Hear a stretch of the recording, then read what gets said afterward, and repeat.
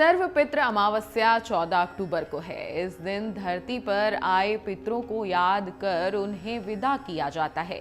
कहते हैं कि पितृपक्ष में अगर आपने पूर्वजों को तर्पण श्राद्ध नहीं किया तो सर्वपित्र अमावस्या पर तिलांजलि कर उन्हें सम्मान पूर्वक विदा करें। जी हाँ, इस दिन दान करने से अमोघ फल प्राप्त होता है। हर बड़ी परेशानी का अंत हो जाता है। ये पितृजनों को मनाने का आखिरी मौका है। इस दिन श्राद्ध कर्म करने से पूर्वजों को साल भर तक संतुष्टि रहती है।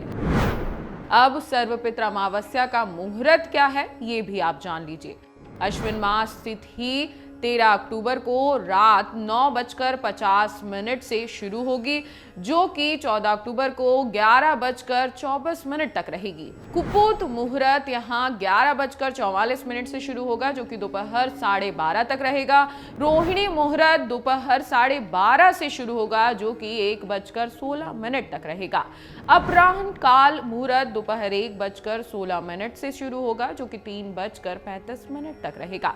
इस बीच आप श्राद्ध कर्म कर सकते हैं। अब आप जान लीजिए कि सर्वपित्र अमावस्या पर क्या, कैसे और क्यों श्राद्ध करना चाहिए। सर्वपित्र अमावस्या का अर्थ है सारे पितरों का श्राद्ध करने वाली तिथि। इस दिन कुल के समस्त पितरों का श्राद्ध किया जा सकता है। जिन लोगों की मृत्यु तिथि याद ना हो या फिर पितृपक्ष में तिथि वाले दिन पूर्वज का श्राद्ध न कर पाए हो, तो सर्वपित्र अमावस्या पर उनके नियमित तर्पण पिंडदान कर उन्हें विदाई दी जाती है। इस दिन भूले बिसरे पितरों के नाम का भी श्राद्ध किया जा सकता है। ये पितृपक्ष का आखिरी दिन होता है। अब आपको कैसे पितरों का विसर्जन करना है, ये भी जान लीजिए।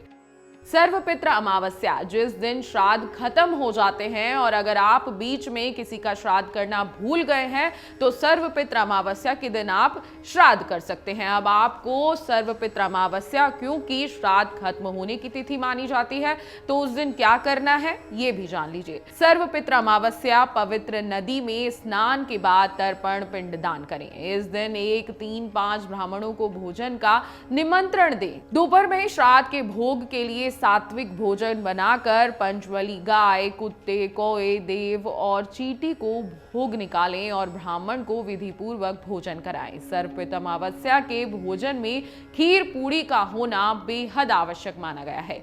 ब्राह्मण को दान दक्षिणा देकर विदा करें। मान्यता है कि इससे पितरों का विसर्जन होता है, वह तृप्त होकर पितृलोक जाते हैं।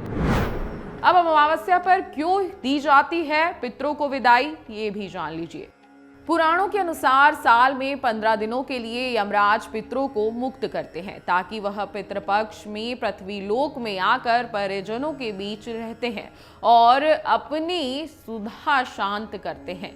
अश्विन माह के कृष्ण पक्ष की प्रतिपदा तिथि से सर्वपित्र अमावस्या तक पूर्वज पृथ्वी पर रहते हैं। ऐसे में आखिरी दिन अमावस्या पर उनके नाम तर्पण पिंडदान कर उन्हें विदाई देनी चाहिए, ताकि उनकी आत्मा को बल मिल सके और वह पितृलोक में संतुष्ट रहें।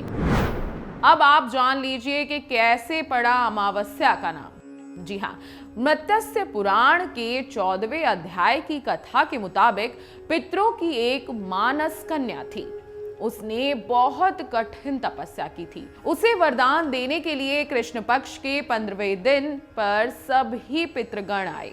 इसमें वह कन्या बहुत ही सुंदर अमावसु नाम से पितृ को देखकर आकर्षित हो गई और उसने विवाह करने की इच्छा करने लगी। अमावसु ने इसके लिए मना कर दिया। अमावसु के धैर्य के कारण उस दिन की तिथि पितरों के लिए बहुत ही प्रिय हुई। तभी से अमावस्या तिथि के स्वामी पितृ माने गए। पितृ अमावस्या पर करते हैं अमृतपान। जी हाँ, ऐसा भी कहा जाता है कि पितृ अमावस्या के दिन अमृत पान करते हैं। साल की समस्त अमावस्या पर पितृगण वायु के रूप में सूर्यास्त तक घर के दरवाजे पर रहते हैं और अपने कुल के लोगों से श्राद्ध की इच्छा रखते हैं। इस दिन पितृ पूजा करने से उम्र बढ़ती है, परिवार में सुख और समृद्धि बढ़ती है। जैसे कि आपको बता दें कि सर्वपित्र अमावस्या 14 अक्टूबर को है, तो आपको हम बार बार बता रहे हैं कि अगर आप अपने पूर्वजों का श्राद्ध नहीं कर पाए हो तो आप सर्वपित्र अमावस्या के दिन ब्राह्मण को भोजन जरूर कराएं, श्राद्ध करें और पिंडदान भी कर सकते हैं। अगर आपको हमारा ये वीडियो पसंद आया हो तो हमारे चैनल जीवांजलि को सब्सक्राइब करें।